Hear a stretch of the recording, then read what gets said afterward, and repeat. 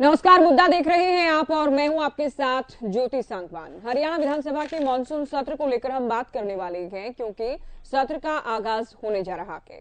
3 दिन के सत्र को लेकर सत्ता पक्ष से लेकर विपक्ष ने तैयारी पूरी कर ली है।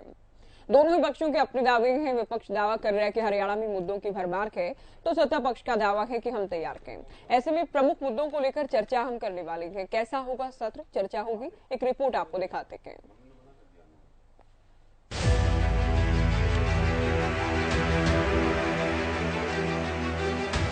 25 अगस्त यानी शुक्रवार से हरियाणा विधानसभा के मानसून सत्र का आगाज होने जा रहा है। सत्र से पहले सभी दलों ने अपनी तैयारी की, तो वहीं बीएसी की बैठक में सत्र की तारीख और अवधि पर फाइनल मुहर लगाई गई। हालांकि बैठक के ठीक बाद नेता विपक्ष भूपेंद्र हुड्डा ने सत्र की 3 दिन अवधि को नाकाफी बताया।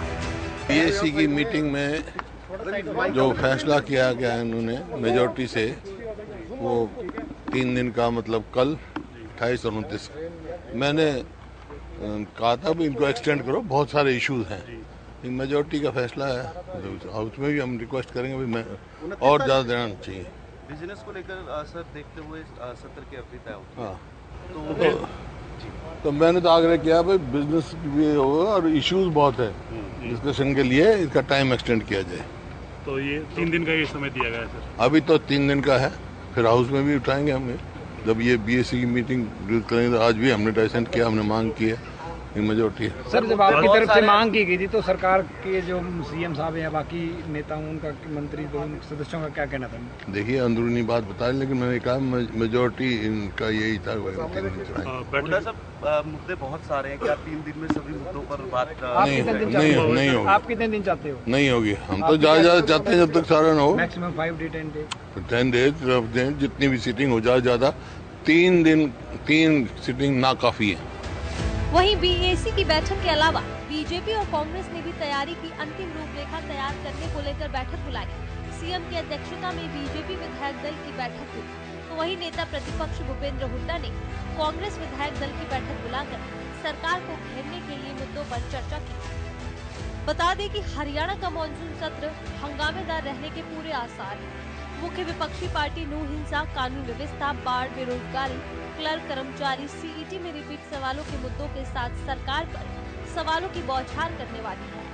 बहुत सारे मुद्दे हैं, एडजॉर्नमेंट मोशन भी दिए हैं हमने, जो फ्लड से सिचुएशन था अभी वो भी दी है, महंगाई भी है, आपका कानून व्यवस्था भी है, जो नू में हुआ उसका भी है। बहुत सारे मुद्दे हैं डिस्कशन में। पूरा सरकार को विपक्ष का जो काम है वो करेंगे और उसको घेरने का प्रयास करेंगे। अंदर जो हिंसा हुई है, हमने देखा किस तरह से पूरा नू जो है जला और असामाजिक तत्वों के जरिए जो है ये सारा का सारा अंजाम दिया गया।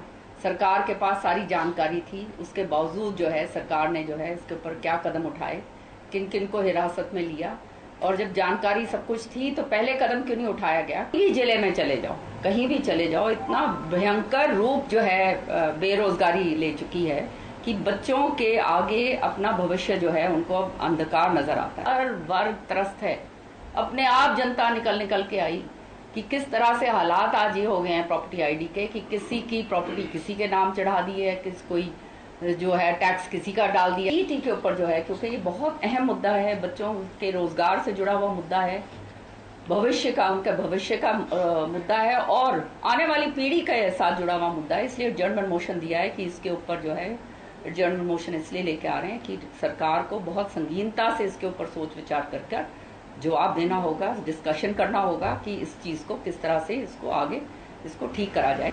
वहीं इनेलो नेता अभय चौटाला का भी दावा है कि वो परिवर्तन यात्रा के माध्यम से लोगों के बीच जाकर उनके मुद्दों को लेकर सदन पहुंचेंगे। लिहाजा देखना ये है कि सरकार और विपक्ष के सवाल जवाबों के बीच आम जन की कितनी और क्या बात हो पाती है और कितना कामयाब ये सत्र रहता है। News desk, Haryana news. चलिए, सत्र को लेकर मुद्दों को लेकर चर्चा की शुरुआत करते हैं। कुछ खास मेहमान हमारे साथ जुड़ गए हैं। बीजेपी प्रवक्ता सुरेश कटारिया जी, कांग्रेस प्रवक्ता मनीष खटाना जी, इनेलो प्रवक्ता विजेंद्र रेहडू जी, प्रवक्ता आम आदमी पार्टी डॉक्टर पंकज बेनीवाल और साथ ही राजनीतिक विश्लेषक डॉक्टर गुरमीत सिंह जी हमारे साथ जुड़ गए हैं। स्वागत है सभी का। शुरुआत कटारिया जी आपसे। कल से सत्र की शुरुआत होने जा रही है। विपक्ष ये कहता है कि बहुत सारे मुद्दे ऐसे हैं जिनको लेकर सरकार को घेरा जाएगा, कितने तैयार हैं?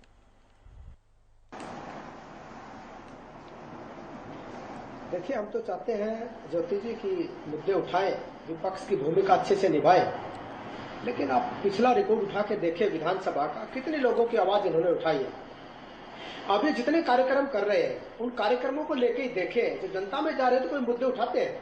कभी भ्रष्टाचार की बात की कि हम सत्ता में आए तो भ्रष्टाचार नहीं करेंगे, हम सत्ता में आएंगे तो ये करेंगे, कभी कंपैरिजन करके लोगों से दिखाया, कभी योग्यता के आधार पर नौकरी देने की बात की।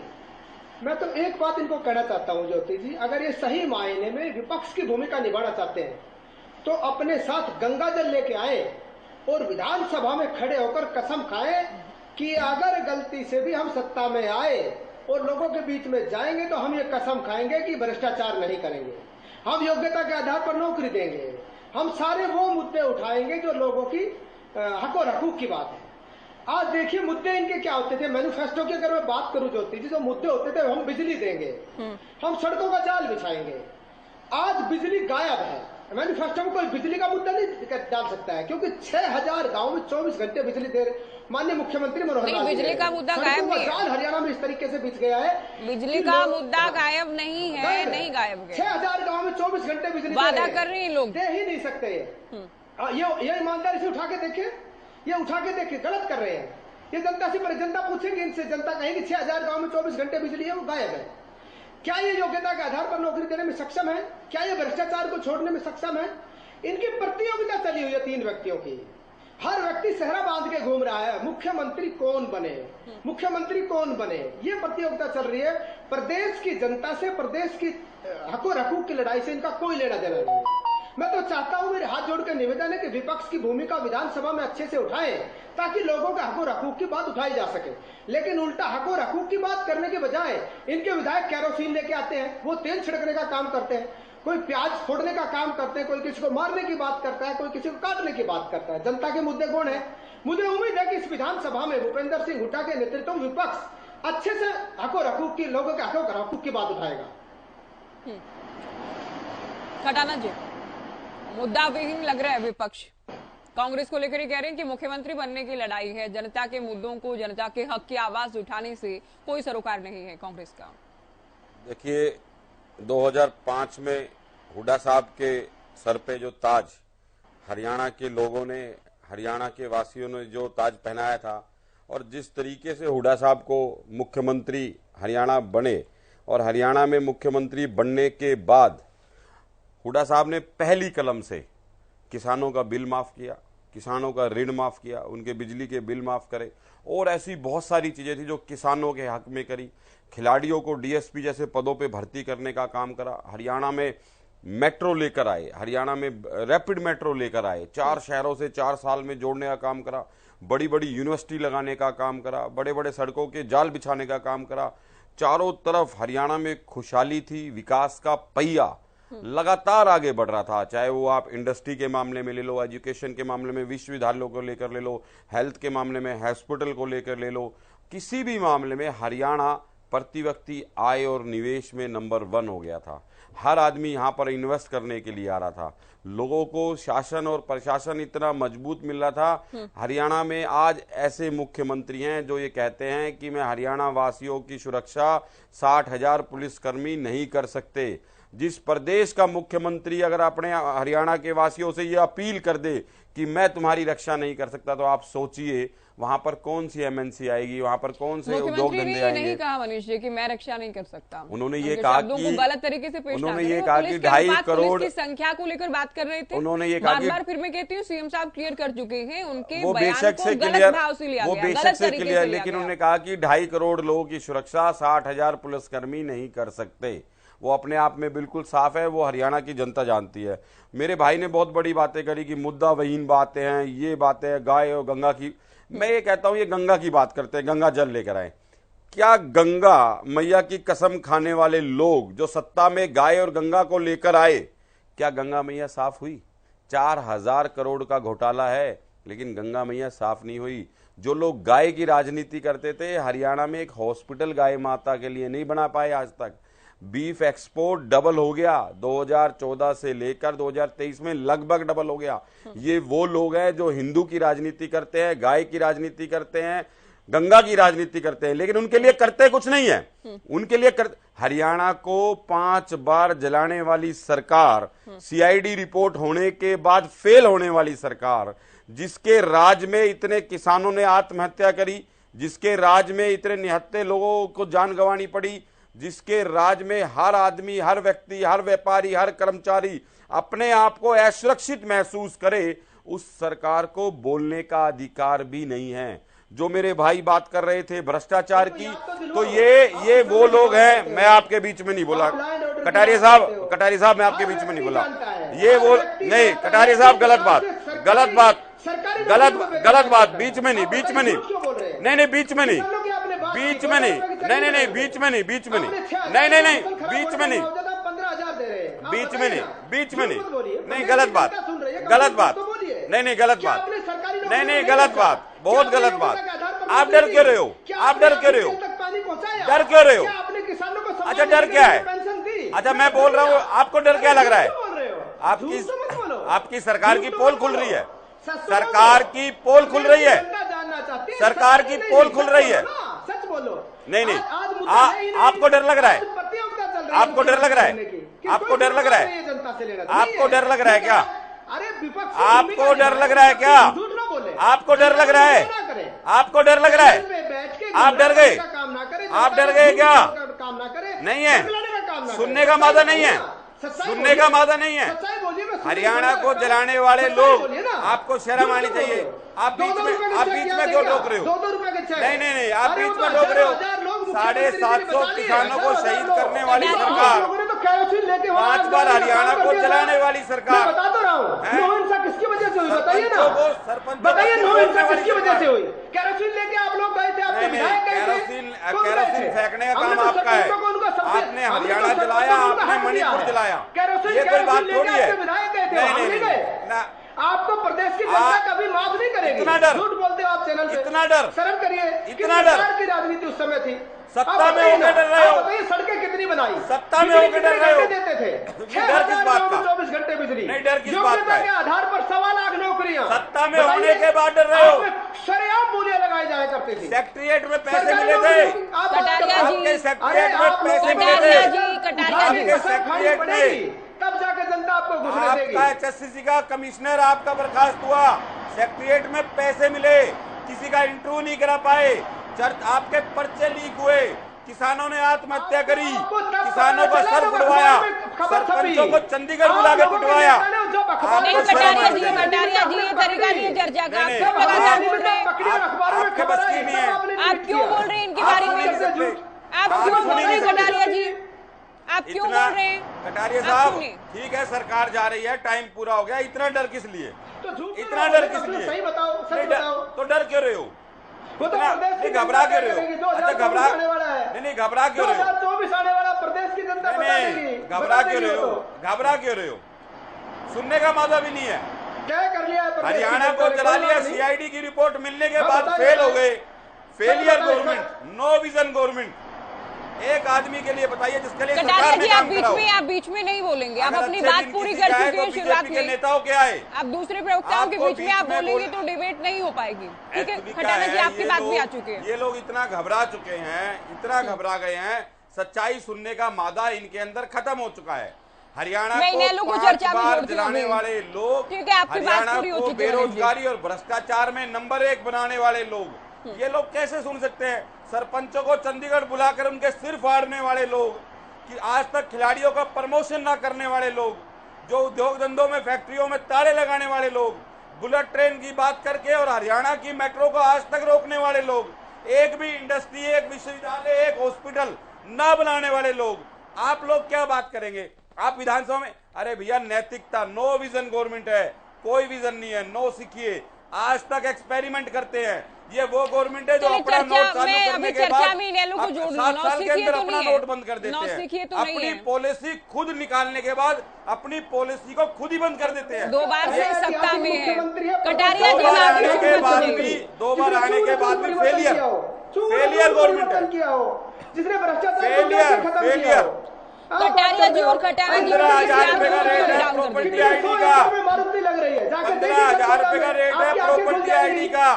खटाना जी, 15,000 खटाना जी, प्रॉपर्टी जी, आईडी का आपकी बात पूरी हो गुड़गांव गई में है। धड़ल्ले से सीलिंग हो रही है, नकद आपकी पैसे बात दिए जा रहे पूरी हैं। हो गई है सर, आप सुन रोक लीजिए। सको तो म्यूट है रोक लो। अभी, आप म्यूट है अभी, सुन अगर लीजिए। आप रोक सको, हरियाणा में गुड़गांव के अंदर लगातार रिहायशी मकानों पर सीलिंग लगाकर अवैध वसूली, रेणु साहब, हरियाणा न्यूज पे बोल नहीं, रहा ये हूं, कोई तरीका नहीं है सर। अवैध मनीष वसूली खटाना की जा जी, आप रही है। लगातार नहीं अगर बोलते भारतीय रहेंगे, जनता आप पार्टी रोक लगातार सकती है, नहीं बोलते JJP रहेंगे, की पार्टी रोक सकती है तो रोक के दिखाए। आप लगातार अगर नहीं आप बोलते वास्तव रहेंगे। में- ये क्या अगर तरीका आप है आपका वास्तव में मनीष किसी जी? पार्टी के नेता हो तो ये क्या तो रोक तरीका के है आपका दिखाए। चर्चा का? और कटारिया जी, आप भी लगातार नहीं बोलते रहेंगे, आप अपनी बात पूरी कर चुके हैं, तरीके से चर्चा करेंगे। रेणु साहब, अभय चौटाला परिवर्तन यात्रा कर रहे हैं, आप लोग सबसे बड़े मुद्दे के तौर पर क्या रखने वाले हैं पटल पर, किस तरह से आवाज उठाएंगे? हाँ, देखिए ज्योति जी, अभय सिंह चौटाला जी परिवर्तन यात्रा के माध्यम से हर गांव में जाने का काम कर रहे हैं और लगभग 2/3 गांव में जा चुके हैं प्रदेश के, उससे भी ज्यादा गांव में जा चुके हैं। और वहां पर लोगों की जो जन समस्याएं आई हैं उनके सामने, उन सभी समस्याओं को इकट्ठा उन्होंने किया है, समझा है और उनको विधानसभा पटल पर रखने का काम करेंगे। अभय सिंह जी चौटाला ने 10 जो है ना हमारी नैलो की तरफ से 10 ध्यानाकर्षण प्रस्ताव रखे गए हैं, जिनमें मुख्य रूप से जो मैं बताना चाहूंगा आपको, महिला उत्पीड़न वाला मामला है, जो बाढ़ आई थी, बाढ़ में मुआवजे का मामला जो अब तक नहीं दिया गया है, और महंगाई का मामला है, नुहू का मामला है, और इसके अलावा जो क्लर्क स्ट्राइक पर चल रहे थे, जिनके लिए आज एक कमेटी का गठन किया गया है, 35,400 वाला जो मामला था, उसको भी हम मजबूती के साथ उठाने का काम करेंगे। और इसके अलावा जो प्रॉपर्टी आईडी है, चाहे वो परिवार पहचान पत्र की बात है और चाहे वो CET का मामला है, जिसमें पेपर में क्वेश्चन रिपीट करने का काम किया गया था, अनेकों प्रकार के मुद्दे चौधरी अभय सिंह चौटाला जी विधानसभा पटल पर उठाने का काम करेंगे। और मैं तो ज्योति जी ये कहूंगा कि जिस प्रकार से 3 दिन का ही समय रखा गया, मैं समझता हूं कि काफी लंबे समय के बाद ऐसा मानसून सत्र आया है जिसमें अनेकों मुद्दे हैं, ज्वलंत मुद्दे हैं और बड़े ही मैं कहूं संवेदनशील मुद्दे इस बार इतने ज्यादा हैं, चाहे मुआवजे की बात हो, चाहे वो नुहू की बात हो, चाहे CET की बात हो, और इन सब के अलावा जो मुख्य मुद्दे हैं, इन सब के अलावा 2 मुद्दे और बहुत बड़े हैं। अभी माननीय मुख्यमंत्री जी ने जो कहा था कि मैं हरियाणा प्रदेश के प्रत्येक नागरिक को सुरक्षा नहीं दे सकता हूं, मैं समझता हूं ये सबसे बड़ा मुद्दा है। अगर सरकार का मुखिया ये कहता है कि मैं नागरिकों को सुरक्षा नहीं दे सकता हूं, तो फिर सुरक्षा कौन देगा? इस बयान का कितना बड़ा प्रभाव पड़ेगा, इसके अगर गहराई में जाओगे तो आप देखोगे कि गैर शरारती तत्वों का हौसला कितना बड़ा होगा और अपराधी प्रवृत्ति के लोगों का हौसला कितना बड़ा होगा इस तरह के बयान आने से। तो इसका ये भी एक बहुत बड़ा मुद्दा बनता है। और दूसरा एक और मुख्यमंत्री जी ने कहा कि CET यानी कि कोई भी कॉम्पिटिटिव एग्जामिनेशन के क्वेश्चन पेपर्स है वो गवर्नमेंट नहीं छापती है, इसलिए गलती हुई तो एजेंसी जिम्मेवार है, सरकार उसके लिए जिम्मेवार नहीं है। कितना बड़ा मुद्दा है, इसकी गहराई को अगर आप नापेंगे तो समुद्र के था जितनी गहराई इस प्रश्न की बनती है कि आखिर सरकार कैसे किनारा कर सकती है कि पेपरों में गलती होती है तो सरकार उसके लिए जिम्मेवार नहीं है। तो इस तरह की जो सारी बातें हैं वो वहाँ पर अभय सिंह चौटाला जी उठाना करें। प्रश्न पत्र तो एजेंसी तैयार करती है, नहीं, इनफैक्ट HSSC के जो चेयरमैन हैं वो भी प्रश्न पत्र नहीं देखते ज्योति जी, बिल्कुल जब तक कि पेपर नहीं ले लिया जाता है। इसमें ऐसा तो है नहीं कि तकनीकी रूप से कुछ गलत कहा गया हो। सरकार क्या कर सकती है? सरकार एजेंसी से सवाल जवाब कर सकती है, कार्रवाई कर सकती है। हाँ,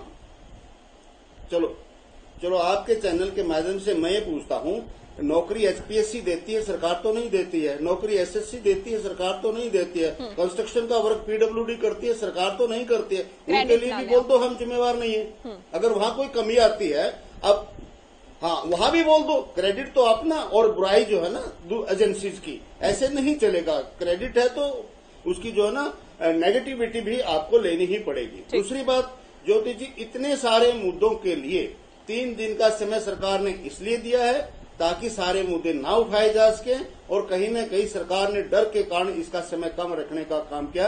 हम इस बात की भी निंदा करते हैं, इस समय को बढ़ाया जाना चाहिए। अगली बात ये मैं कहना चाहूंगा, मैं सेशन के ऊपर ही बात करूंगा, किसने क्या किया पीछे, आगे क्या करने वाले हैं वो एक अलग इशू है, क्योंकि आज डिबेट सेशन के ऊपर है।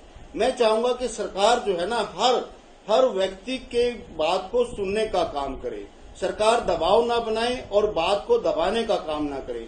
हर बात का, हर मुद्दे को गंभीरता से सुने और संयम से उसका जवाब देने का काम करे। सरकार कई बार जो है अलोकतांत्रिक तरीके से व्यवहार करती है विधानसभा में भी। हमारा निवेदन है कि इस तरह का अलोकतांत्रिक व्यवहार न करके जनता से जुड़े हुए हर मुद्दे को संयम के साथ सुने और संयम के साथ और सादगी के साथ उसका जवाब देने का काम करे। ऐसा न हो कि वहां पर चौटाला गुस्से में रहते हैं, आप कहते हैं सरकार अलोकतांत्रिक बिहेव करती है। बिल्कुल नहीं। आप पिछले कभी स्पीकर के साथ विधानसभा को उठा के देख, वो लोकतांत्रिक है नहीं, अभय सिंह चौटाला कभी गलत नहीं होते। अभय सिंह चौटाला कहीं एक तो बात है जो अब पिछले ना 2-3 सप्ताह से मैं देख रहा हूँ और डेली के 2-3 चैनल पर तो हम डिबेट करते ही करते हैं।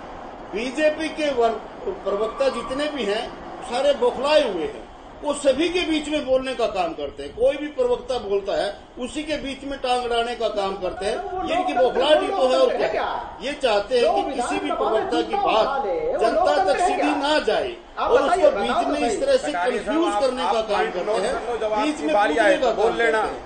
जब इनका टाइम आता है इनके पास बोलने के लिए कुछ नहीं होता है, बस दूसरे क्या बोल दे उसको खराब करने के लिए, डिबेट को खराब करने की नीति बना ली है इन लोगों ने। ये इनकी एक परमानेंट नीति बना ली कि भाई डिबेट को खराब कर दो, चलने ही मत दो, एंकर को भी धमका दो, प्रवक्ताओं के बीच में बोलते रहो ताकि आवाज वहां तक ना जाए। तो ये नीति भी इनको बदल लेनी चाहिए। वरिष्ठ प्रवक्ता है, बीच में बोलने के लिए आपकी बात शायद पूरी हो गई है तो आप ठीक कह रहे हैं, किसी को किसी के बीच में नहीं बोलना चाहिए ताकि सभी को समय मिल पाए, सभी को समय मिल पाए ताकि। बिल्कुल ठीक कह रहे हैं आप बेनीवाल जी। आप लोग तो हालांकि प्रवक्ता, इनको तो इतनी ये पता नहीं क्या समझते हैं कि इतना ज्ञान है इनमें। अब मैं ये कहना चाहता हूँ, ज्योति जी 5 सेकंड और मैं लेता हूँ। मैं ये कहना चाहता हूँ सुदेश कटारिया जी के हर एक कटारिया जी नहीं, मैं आपको अलाउ नहीं करूंगी, आप सबके बीच में बोल रहे हैं। उसका जवाब मुझे देना आता है तो लेकिन हम बीच में नहीं बोलते, हम आराम से सुनते हैं। लेकिन कटारिया साहब तो रुकते नहीं, जैसे यही कमेंट करना जानते हैं। ये सारे प्रवक्ता चाहे खटाना है, चलिए विषय पर बात कर लेना। रेड्डी साहब आप भी तो अभी बीजेपी पर ही कमेंट किए जा रहे हैं तब से। और झूठ आप नहीं, आप नहीं, एक लास्ट लाइन बस। अगर आप भी गंगा जल लेकर के ये कह दो कि मैं जो बोलता हूँ सत्य बोलता हूँ, गंगा जल लेकर के आप बोल दो कि जो बोल रहे हो सत्य बोल दो, दूसरों से गंगा जल उठवाने की बात कर रहे तो उससे सुनने का भी जो ना हौसला। आप भी उठवाइए गंगा जल, सारे लोग उठाए। क्या लोगों ने भ्रष्टाचार नहीं किया? क्या हमने भ्रष्टाचार मिटाने का काम नहीं किया? क्या हमने लोगों की भ्रष्टाचार की बात कर रहे हो, किसानों के हक क्या बेरोजगार युवाओं 1 लाख रुपए की रोजगार रेट है, प्रॉपर्टी आईडी का 15,000 रुपए रेट है, युवा का 10,000 रुपए रेट है, न्यायालय ने सजा सिविल खुलवाने का 2 लाख रुपए का रेट है। और जब भ्रष्टाचार की बात कर रहे हो, लग रहा है गंगा जल लेकर के बोल दो। अरे अभी सरकार बोल रहे हो, विधायकों को 200 रुपए में खरीदते हो, 9 साल में 9 साल कटारिया जी डिबेट को खराब करने के मुद्दे साथ आए हैं आप गंगा जल बिना पैसे के सरकार। कटारिया जी आप रेड्डी साहब आप भी बीजेपी को ठीक है, आप बहुत संदेश दे चुके हैं, लेकिन विषय पर बात करें सर। और ये चिल्ला चिल्ली नहीं, कटारिया जी किसी के बीच में नहीं बोलेंगे, आपके बीच में कोई नहीं बोला था, आप तरीके से डिबेट होने दें। पंकज बेनीवाल जी आप लोग हालांकि विधानसभा में नहीं है अभी, लेकिन क्या संदेश आप देना चाहेंगे कि किस तरह से सत्ता पक्ष और विपक्ष हरियाणा की जनता के मुद्दों पर बात कर पाए? क्या कहना चाहेगी आम आदमी पार्टी? नमस्कार ज्योति जी, सभी दर्शकों को मेरा नमस्कार, सभी साथियों को मेरा नमस्कार। आप देखिए ज्योति जी, बहुत अच्छी बात है कि हम आज वहाँ नहीं हैं, लेकिन हम आज जनता के साथ, हम जनता के बीच खड़े हैं, हम जनता के आवाज आज जनता के बीच खड़े होकर के उठा रहे हैं। आज हम सड़कों पर हैं, विधानसभा के अंदर विपक्ष अपना काम करेगा और हम वहाँ चंडीगढ़ के अंदर रोडों के ऊपर जनता के मुद्दे उठाते हुए आपको नजर आएंगे। पीईटी का मुद्दा हो, हम विधानसभा का घेराव करेंगे इसके ऊपर। और संदीप सिंह का जो मामला है, चार्जशीट फाइल की है, आज अनुराग ठाकुर जी ने भी पत्र भी लिखा है, जिसमें लिखा है कि उनके खिलाफ चार्जशीट दाखिल हो। इसमें हमने जीत कराने के बाद भी एक महिला कोच को महिला सुरक्षा न दी जाए, महिला कोच की बातों को ना सुना जाए, अनसुनी करके बीजेपी के दबाव में, जेजेपी के दबाव में संदीप सिंह को पुलिस आज बचाने की कोशिश कर रही है। और महिला कोच ने जो केस लगाया था उससे चार्जशीट दाखिल नहीं करना, इन सब मुद्दों के लिए हम जनता के बीच रोडों पर आपको नजर आएंगे। बिजली को लेकर के जो 5 से 6 घंटे की कट लगती है, 8 से 10 घंटे की कट लगती है गाँव में जो शहर हूँ, उनके लिए हमने बिजली आंदोलन आज जनता के बीच आगे चला रखा है। जनता बहुत परेशान है बिजली के कटों से। मोदी जी ने कहा था कि 2022 तक गुरुग्राम जो हरियाणा का सबसे बड़ा शहर है, जहां से सबसे ज्यादा राजस्व हरियाणा सरकार को देता है, उसके लिए मोदी जी ने कहा था कि 2022 तक इन्वर्टर फ्री कर दूंगा। लेकिन इन्वर्टर फ्री करने की बात तो दूर, वहां पर आज लोगों ने जनरेटर लगा लिए हैं और आज लोग वहां पर बड़े बड़े कटों से परेशान हैं। बिजली मंत्री रजनीश चौटाला के भी गांव में 5 से 6 घंटे के कट हैं, जहां पर हमने लोगों से बात की। हम किसानों के साथ आपको नजर खड़े आएंगे, हम आशा वर्कर के साथ खड़े आएंगे जो आज अपने मानदेय को लेकर के रोडों पर हैं। हम आपको ओपीएस के लोगों के साथ खड़े पाएंगे जो ओल्ड पेंशन स्कीम लागू कराना चाहते हैं। हम सरपंचों के साथ खड़े पाएंगे जो हिसार में कल उन्होंने बैठक की, उसके बावजूद वो एक बड़ी बैठक करने के लिए, आंदोलन करने के लिए आज फिर से लामबंद हो रहे हैं। हम उनके साथ खड़े मिलेंगे जो सफाई कर्मचारी जिनको तनख्वाह टाइम पे गुरुग्राम में, मानेसर में नहीं मिल रही है। हम हर उस आदमी के साथ खड़े होंगे, हम उस आदमी के साथ खड़े हैं जिनकी वजह से हरियाणा चल रहा है, लेकिन हरियाणा की सरकार उनको मूलभूत सुविधाएं नहीं दे रही है।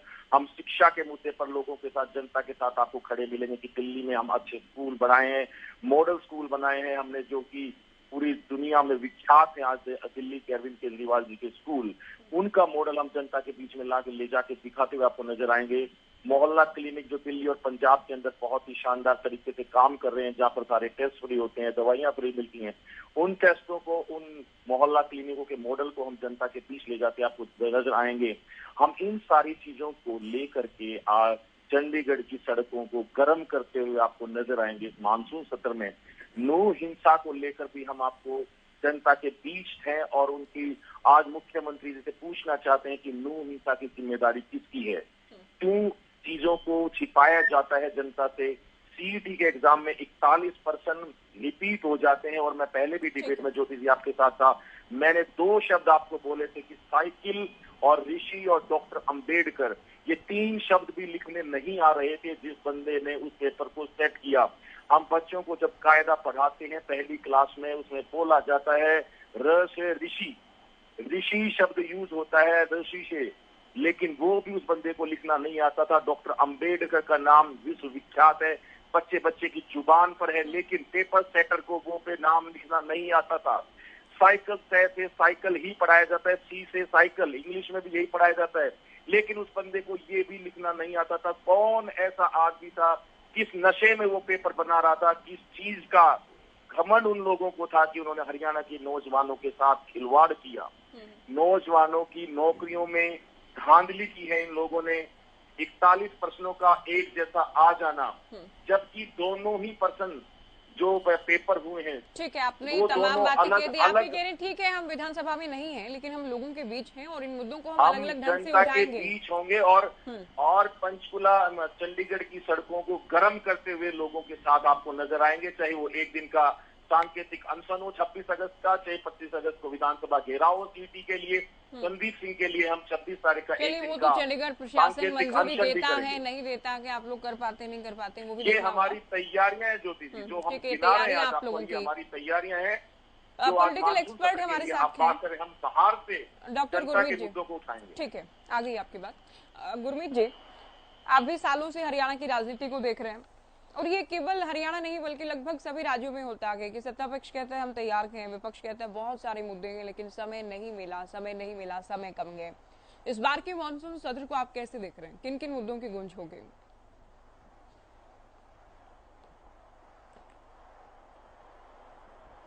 तो वही आप देख ही रही है।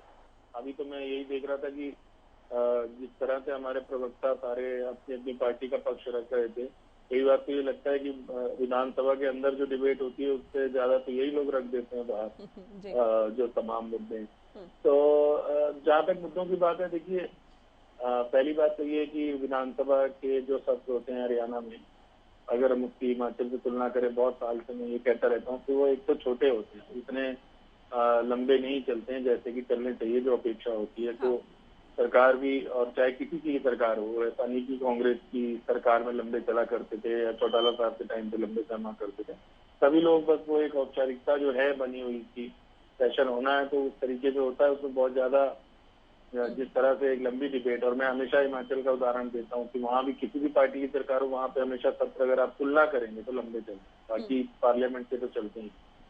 तो जो विधानसभा की गरिमा है उसको, या जिस तरह से उसमें डिबेट होनी चाहिए, वो तो अनफॉर्चुनेटली नहीं होती, क्योंकि कम होते जा रहे हैं जो दिन होते हैं। जहाँ तक मुद्दे की आपने बात की, जाहिर सी बात है इस समय जो हरियाणा में पीछे सबसे अधिक चर्चा रही है वो नूह के जो वायलेंस हुआ था, उसी की चर्चा थी। और आप जानती हैं कि अब तो शायद प्रशासन परमिशन नहीं देगा, लेकिन 28 तारीख को दोबारा भी वहाँ पर इस प्रकार की स्थितियां बन रही थी। तो नूह का जो मामला है, क्योंकि मेवात में इस तरह का जो वायलेंस हुआ वो बहुत ही क्या कह सकते हैं, अप्रत्याशित था, बहुत दुखद था, क्योंकि सब जानते हैं कि वहाँ पर एक अलग तरह की शुरू से एक परंपराएं रही हैं, और जिसमें इस तरह से दंगे जिस तरह से इस बार हो गए वो नहीं हुए। तो वो तो एक बड़ा मुद्दा आई। और क्योंकि मैंने जैसे कहा चुनावी साल है, तो जैसे इन्होंने रोजगार की बात करी, जो कुछ विवाद सामने आए कॉम्पिटिटिव एग्जामिनेशन को लेके, और सरपंचों का भी था, तो ये सारी चीजें हैं। और अब क्योंकि सरकार का एक तरह से 10वां साल है, आखिरी साल है, तो बहुत सारे ऐसे मुद्दे हैं जिनको लेकर नाराजगी अब आप देखते ही हैं कि लोगों ने वादे करने शुरू भी कर दिए हैं, चाहे वो बुढ़ापा पेंशन का हो, या ओल्ड पेंशन स्कीम को दोबारा लागू करने का हो, या और हो। तो वो सारे जो मुद्दे हैं उन पे सरकार की तरफ से सरकार को घेरने की कोशिश तो होगी विपक्ष की, लेकिन पिछले कई सत्रों का अनुभव ये बताता है कि विपक्ष जब अधिक हंगामा करता है तो वो सस्पेंड कर देते हैं सत्र से ही, और उसके बाद फिर वो कुछ खास भूमिका रह नहीं पाती। तो मैं तो यही चाहूंगा कि वो उस लिमिट तक ना जाए कि सस्पेंशन हो, जिससे अपनी बात भी कह पाए, और प्रभावी तरीके से, जैसे मैंने कहा, इनके प्रवक्ता ज्यादा शायद तैयारी करते हैं अपने नेताओं से, थोड़ी नेताओं की भी तैयारी करा दें तो अच्छी बात है, जिससे तथ्यों से बात हो पाए बजाय शोर शराबे के। बिल्कुल, ताकि जनता से जुड़ी बात हो पाए। बिल्कुल ठीक आपने कहा। कटारिया जी, नो हिंसा का गुरमीत जी भी जिक्र कर रहे हैं, और सभी पैनलिस्ट कह रहे, सभी विरोधी दलों के जो प्रवक्ता हैं आपके, सरकार फेल हुई, सरकार नाकाम साबित हुई, और आने वाले जो 3 दिन है, हालांकि शनिवार रविवार की छुट्टी रहेगी, कल का दिन, उसके बाद सोमवार मंगलवार, नो हिंसा को लेकर, कानून व्यवस्था को लेकर, 6 लोगों की जो जान गई उसे लेकर सरकार से जवाब तो मांगा जाएगा। कैसे जल उठाने?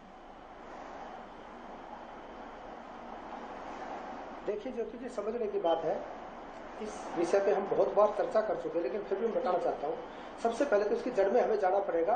अभी प्रशासन इसकी कार्यवाही कर रहा है, जांच चल रही है, दूध का दूध पानी का पानी होना बाकी है। लेकिन जिस प्रकार से सरकार ने कार्यवाही करनी शुरू की, किस प्रकार से विपक्ष बौखला उठा, इस बात से अंदाजा आप लगा सकते हैं। क्या जो पत्थरबाज लोग थे, क्या जो हरियाणा के आम व्यक्ति को पत्थर मारने लोग हैं, हरियाणा के आम व्यक्ति को दुखी करने वाले लोग हैं, क्या निहत्थे लोगों पर पत्थर और गोले बारूद फेंकने वाले लोग, क्या उन पे कार्रवाई नहीं होनी चाहिए?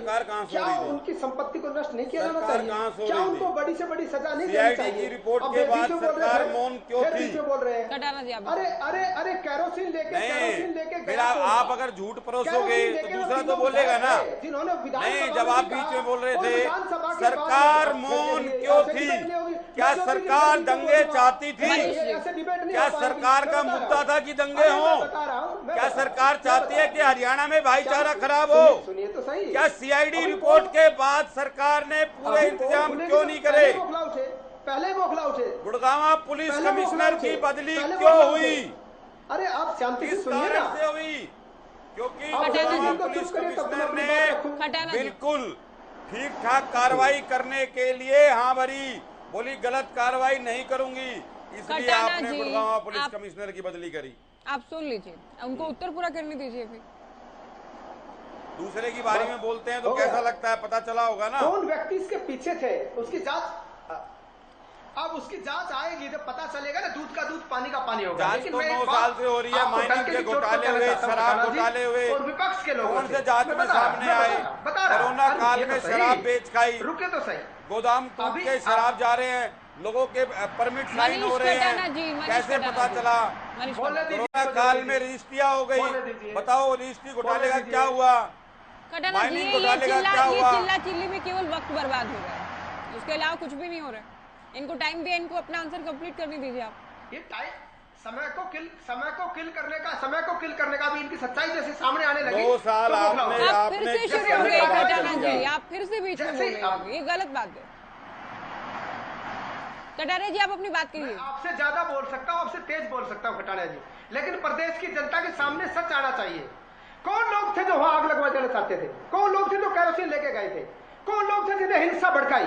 कौन लोग थे जिनने लोगों को उकसाया? किसकी सरकार थी हरियाणा में? मैं आपको डंके की चोट पर कहना शासन चाहता हूं, किसका है? प्रशासन किसका है? लॉ एंड ऑर्डर कौन मेंटेन करेगा? सीआईडी की रिपोर्ट के बाद भी आपने हरियाणा जलवाया, आपने भाईचारा जलाया। आप शुरू से ये करते आए हैं, जब से सत्ता में आए भाईचारे को खराब करने का काम भारतीय जनता पार्टी ने करा। सीआईडी की रिपोर्ट के बाद भी आप हरियाणा को जलवाने से पीछे नहीं हटे। मनोहर लाल जी करेंगे। अब सुनिए मेरी बात, अब सुनिए, अब सुन तो लीजिए। आपने किसानों की बात की, 2-2 रुपए की चेक किसने दिए?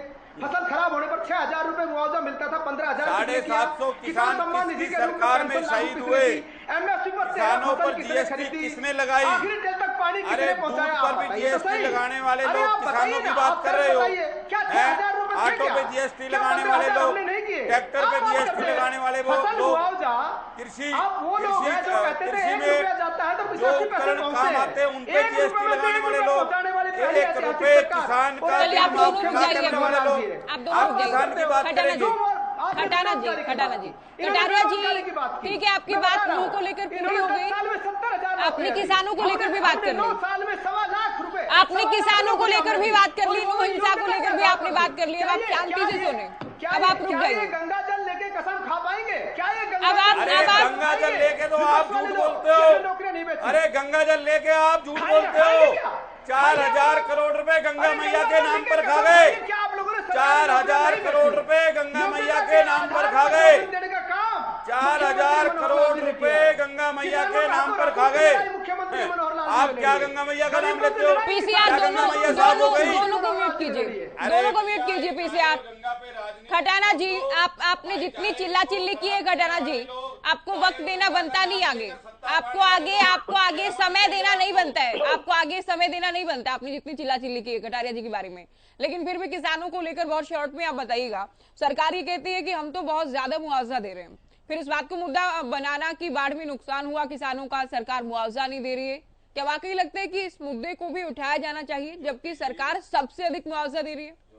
किसान का जो मुआवजा जो आज सरकार 1200 करोड़ रुपए बीमा कंपनियों पर बेनीवाल जी आएंगे आपके पास। किसानों की हक की बात तो बोलेंगे ना अभी। दिल्ली में आप सभी बोल लीजिए, मैं प्रश्न ना पूछूं फिर? आप लोग खुद ही डिबेट कर लीजिए। कटारिया जी शुरू हो गए। कटारिया जी आप म्यूट हैं, आप बोलते रहिए, दर्शक नहीं सुन रहे हैं आपको। सभी को एक दूसरे के बारे में बोलना है। बोलिए खटाना जी, जल्दी कंप्लीट कीजिए। किसान की जो मुआवजे की लोग बात कर रहे हैं उसकी गिरदावरी पूरी नहीं हुई, इनके पोर्टल काम नहीं करते। आधी फसल का मुआवजा ये लोग आधे अधूरे पोर्टल पे चढ़े हुए हैं। पूरा मुआवजा सरकार पूरी फसल को वहां पर गिरदावरी की जाए, उस फसल का मुआवना किया जाए और वास्तव में एक किसान को कितना नुकसान हुआ है।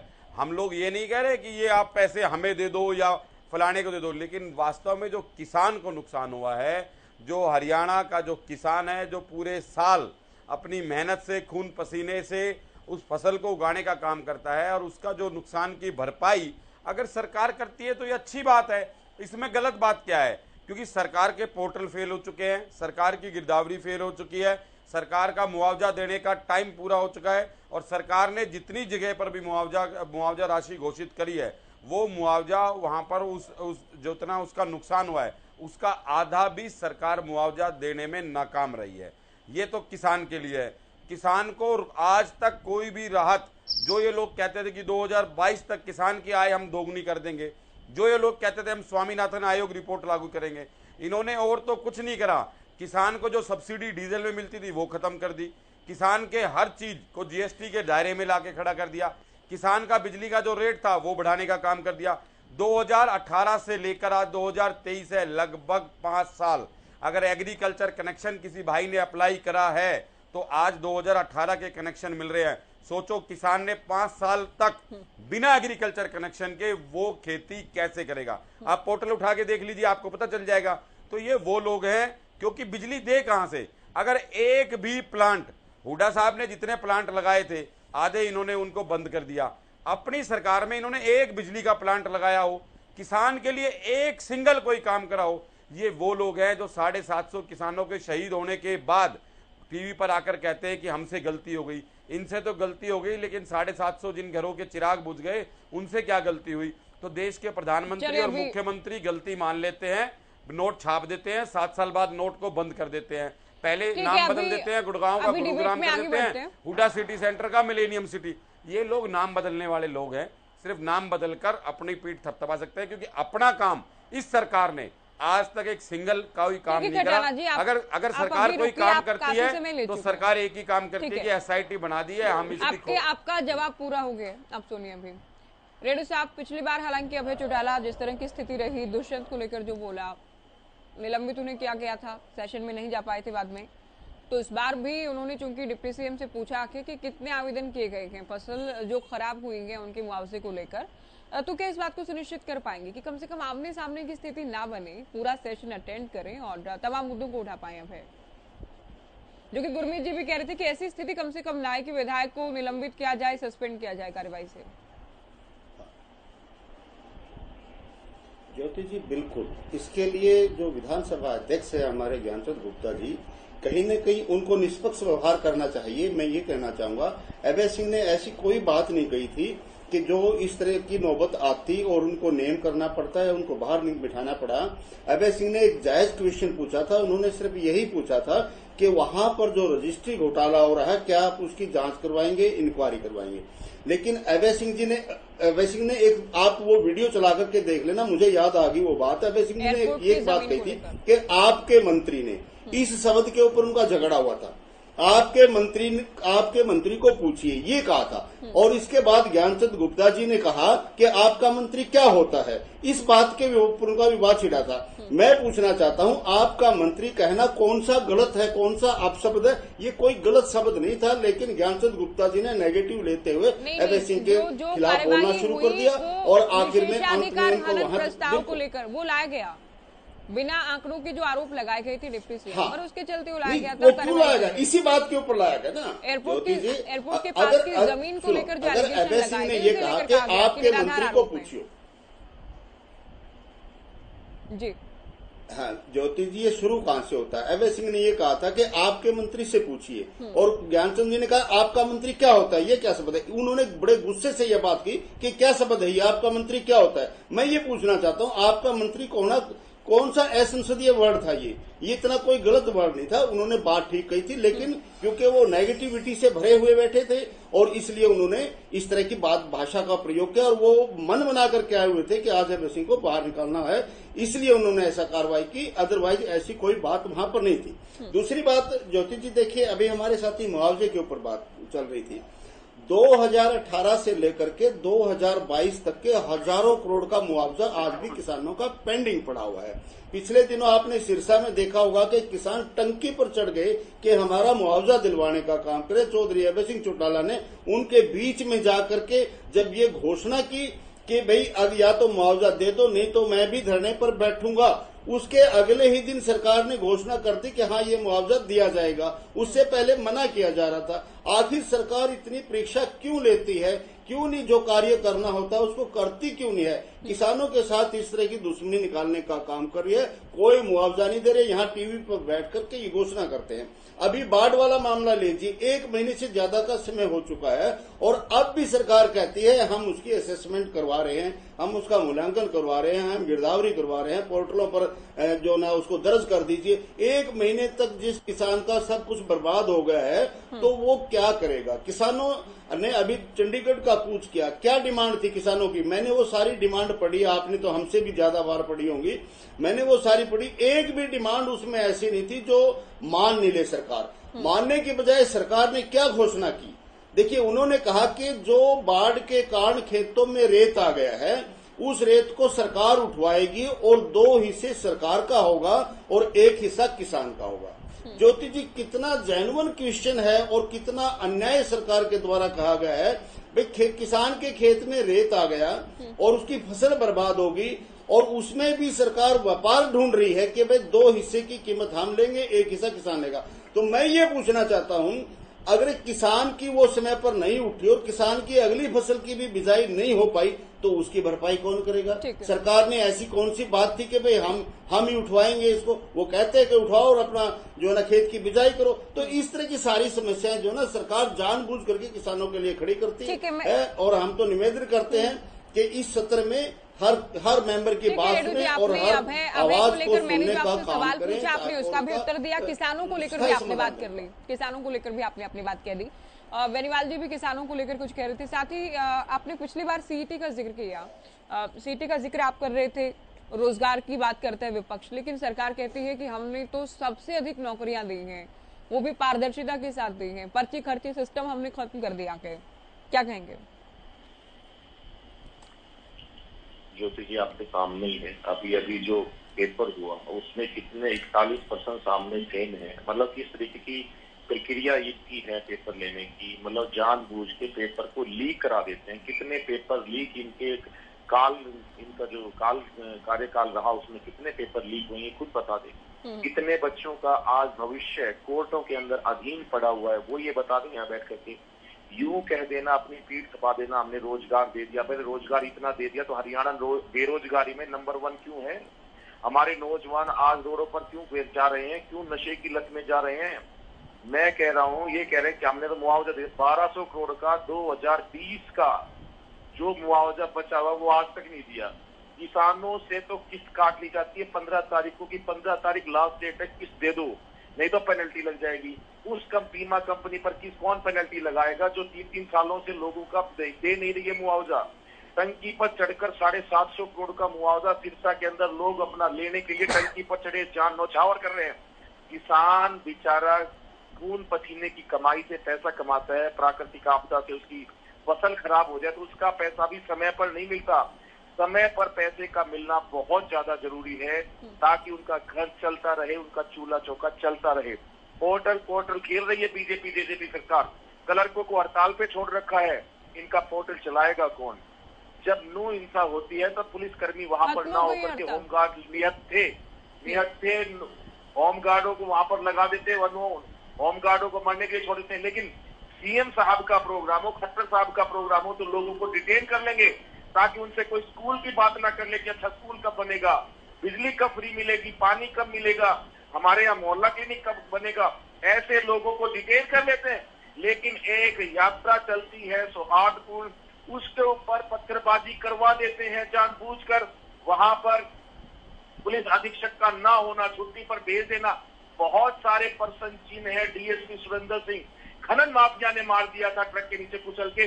खनन माफिया के खिलाफ बीजेपी सरकार ने क्या आज तक क्या कार्रवाई की है वो पता है हमारे को बैठ के।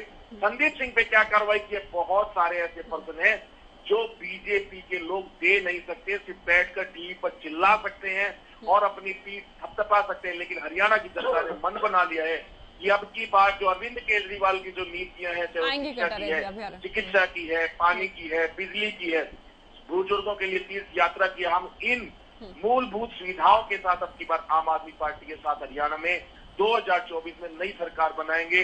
परिवर्तन आ रहा है और 2024 में आप देखना ज्योति जी, आम आदमी पार्टी का परचम। चलिए 24 को लेकर तो सभी के दावे हैं, सभी जीत का ही दावा करेंगे। आएंगे कटारिया जी आपके पास। सभी गुरमीत जी, क्लर्कों का जो मुद्दा है, हालांकि अभी कुछ दिन के लिए हड़ताल खत्म की गई है, पिछले सेशन में हमने देखा ओपीएस का भी मुद्दा था, तो कर्मचारियों की भी बात होगी सत्र में? ऐसी बात है कि कर्मचारी एक बड़ा वर्ग होते हैं और उनका एक असर भी होता है और माहौल बनाने में उनकी संख्या भले कम हो। सरकारी कर्मचारी तो आप जानते ही हैं धीरे धीरे कम ही होते जा रहे हैं क्योंकि टेकअप प्रथा ज्यादा आ गई, आउटसोर्सिंग ज्यादा आ गई, लेकिन फिर भी उनका एक वर्ग होता है। उनकी यूनियन हरियाणा में भी स्ट्रांग है और ओल्ड पेंशन स्कीम, क्योंकि कांग्रेस को आप जानते हैं हिमाचल में भी, राजस्थान में भी, छत्तीसगढ़ में भी ऑलरेडी ये कहती है कि हमने लागू कर दिया। हालांकि आप जानती हैं कि जो लोग 2004 के बाद भर्ती हुए उनको रिटायर होने में अगर आप एक अनुमान लगाएं एज के हिसाब से, औसत आयु देखते हुए, तो अभी उनको जो बड़ी संख्या में लोग हैं वो तो रिटायर ही अभी तब होंगे जब तक 1-2 सरकारें और बन लेंगी। तो सरकारें, राज्य सरकारें कैसे मैनेज कर पाएंगी वो देखने की बात होगी। पंजाब में भी आप जानते हैं आम आदमी पार्टी ने ओल्ड एज पेंशन स्कीम लागू कर दी। सॉरी ओल्ड एज कह रहा हूँ, पेंशन जो ओपीएस ओल्ड पेंशन स्कीम, तो ओल्ड पेंशन स्कीम जो है वो एक ऐसा मुद्दा है जो मुझे तो लगता है कि शायद अगले लोकसभा चुनाव में भी प्रमुख मुद्दा रहने वाला है और सारे देश में रहने वाला है और राज्यों में भी मुझे लगता है ये डिमांड रहेगी, क्योंकि इसमें कोई दो राय नहीं कि जो ओल्ड पेंशन थी वो सामाजिक सुरक्षा के दृष्टि से कर्मचारियों के लिए एक बहुत बड़ी सहूलियत थी, एक बहुत बड़ी राहत थी। उनका जो आफ्टर रिटायरमेंट की जो लाइफ है वो काफी आसान रहती थी और अब नई पेंशन स्कीम में लोगों को मालूम नहीं है कि क्या बनेगा, तो इसलिए वो एक बड़ा मुद्दा कर्मचारियों को आकर्षित करने वाला। आप जानती हैं हिमाचल में तो बहुत माइनर वोट परसेंटेज का अंतर था और सीटों का अंतर जरूर था और लोग ये कहते हैं बीजेपी के लोग कि वही एक मुद्दा था जिसकी वजह से अंतर पड़ गया। तो हरियाणा में भी ये कोशिश तो कर्मचारियों की रहेगी और लेकिन मुख्य तौर पर तो किसान है, जो बड़ा वर्ग है और जो बाढ़ वाली बात अभी चल रही थी, आप जानती हैं कि इस बार जो बारिशें हुई हैं उसकी वजह से नुकसान अधिक हुआ है और ये मुद्दा विपक्ष जरूर उठाएगा किसानों के पक्ष में कि इनको मुआवजा समय से मिलना चाहिए या उचित मुआवजा मिलना चाहिए। दोनों बातें होती हैं, एक समय से मिलना और एक उचित मिलना। लेकिन जैसे मैंने कहा कि आमतौर पर ऐसा अनुभव रहा है, हम लोग ये सोचते हैं, उम्मीद रखते हैं कि कुछ सार्थक डिबेट भी हो जिससे कुछ बातें निकलेंगी, वो थोड़ी सी विधानसभाओं में निराशा देखने को मिलती है क्योंकि शोरगुल में हो हल्ले में बातें चली जाती है। अभी जो हमारे साथी कह रहे थे ना, कई बार क्या होता है ज्योति जी, आपने नोटिस किया होगा कि केवल शब्दों में बात करें तो शब्दों में कोई गलत शब्द नहीं, जैसे उन्होंने कहा एक जो टोन होती है ना, कई बार बात को आप बिल्कुल एक सामान्य शब्द भी कह रहे हैं लेकिन आपकी टोन कई बार जो है वो दूसरे आदमी को प्रवोक कर सकती है या ऑब्जेक्शन। तो शब्दों के साथ साथ भाषा में जो आपका बोलने का लहजा है वो भी थोड़ा सा संयमित रहना चाहिए। मैं नहीं कह रहा कि सत्ता पक्ष जो है उसकी गलती नहीं होती है और विपक्ष की ही टोन रहती है, वो दोनों तरफ से वो वैसी टोन रह सकती है ना। विपक्ष का आदमी भी प्रवोक हो सकता है और विधानसभा अध्यक्ष तो नेचुरली उनको अधिक जिम्मेदारी बनती है कि वो ज्यादा संयम से काम लें अगर वो चाहते हैं। लेकिन दिक्कत ये है कि बहुत ज्यादा इन चीजों में विश्वास, जो ये हमारी बहुत स्वस्थ परंपराएं थी लोकतंत्र में बहस की, जहाँ आमने सामने खड़े होके आप सोचिए, एक तरफ सरकार बैठती है, दूसरी तरफ विपक्ष बैठती है और लोग उसे देख सकते हैं मीडिया के माध्यम से, वो जो एक स्वस्थ लोकतांत्रिक परंपरा थी, शायद उसका सम्मान दोनों पक्ष उसके लिए जिम्मेदार है। बिल्कुल, हाँ, सार्थक बहस हो पाए, लोग देखें, अगर टेलीविजन के सामने बैठकर अगर देखें तो लगे वाकई हमारी बात हो रही है, हमारे लिए चर्चा की जा रही है। कटारिया जी कुछ कहना चाह रहे थे? कटारिया जी, आपसे आखिरी कमेंट भी मैं चाहूंगी पीपीपी को लेकर, पोर्टल को लेकर बहुत बार कहा जाता है, कभी कहा जाता है प्रॉपर्टी आईडी से लोग बहुत परेशान हैं, सरकार केवल पोर्टल से चल रही है और अगर पोर्टल से ही चलना था तो फिर सरकारी चुनने का, जनप्रतिनिधि चुनने का क्या फायदा है?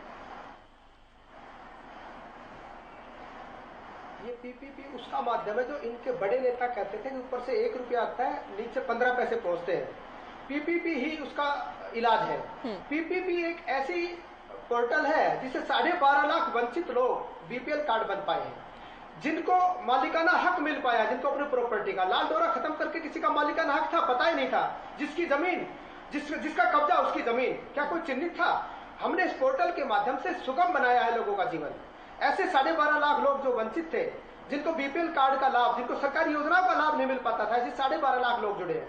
नंबर 1। नंबर दूसरी बात, पोर्टल का एक कमाल बताता हूँ, इससे पहले जो मुआवजा होता था 2-2 रुपए के चेक, 5-5 रुपए के चेक, 6-6 हजार रुपए के, 6,000 रुपए में कभी नहीं मिला। पहली ऐतिहासिक सरकार, ऐतिहासिक मुख्यमंत्री है जिन्होंने किसानों के सम्मान निधि के रूप में 6,000 रुपए पेंशन देने का काम किया, एमएसपी पर 13 फसल खरीदने का काम किया, मुआवजा सीधा उनके अकाउंट में भेजने का काम किया। ये पोर्टल वो कमाल है जो आम आदमी की सुविधाएं सुगम की है और आखिरी व्यक्ति को किस प्रकार से सरकार का लाभ पहुंचाया जाए, ये पोर्टल का कमाल है।